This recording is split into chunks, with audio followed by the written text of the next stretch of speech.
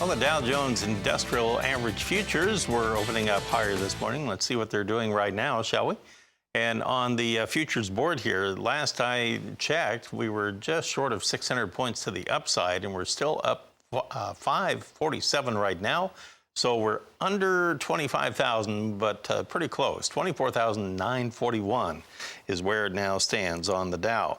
On the dollar value, remember, we had a big drop this morning. Still down, and even more, down 848 points in the June futures on the dollar index. We're all the way down to 99.040 right now. Well, is it helping the grains that the dollar is lower? It seems to be. We have July corn up 3 3/4 at 321 3/4. December is 2 3/4 higher.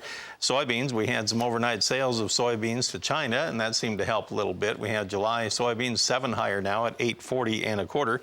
Let's check on the wheat, and in the wheat market, we have the July contract in Chicago just 3/4 higher. We're at 509 1/2. In the Kansas City trade for the hard red winter wheat, we're 3/4 higher at 445 1/4, and in Minneapolis, on the spring wheat trade, we're actually a little firmer there by 4.5 cents on July. We're trading at 517 1/2 this morning. Cotton market is up 112 points on July at 58.73. And with the corn higher this morning, it's no wonder it's getting additional support from July crude. We are trading 84 cents higher at 34.09. Ben Hushon joins us now from the mill in Whitehall, Maryland. And Ben, I understand you got some corn emerging out there. Tell me about how it's doing.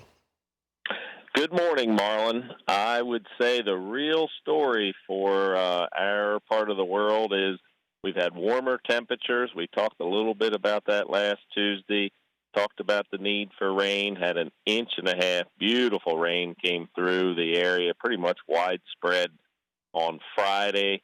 Continued warmer temperatures, and we're seeing pretty much everywhere you drive right now, you can see corn and soybeans emerging, and many of those fields have just emerged over the weekend or at the tail end of last week. So it's kind of a perfect scenario. Corn's being planted and coming out faster now.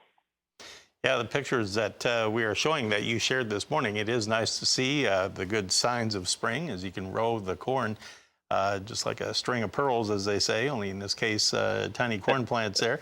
Now, also, you're working on some spraying of wheat fields, I understand. Yeah, in our area right now, of course, everybody tries to target flour quality wheat, because that's where you'll get 5 something a bushel instead of poor quality wheat, which goes for just regular animal feed. And when the wheat starts to flower, the other kind of flower starts to pollinate, which began in many fields mid to late last week.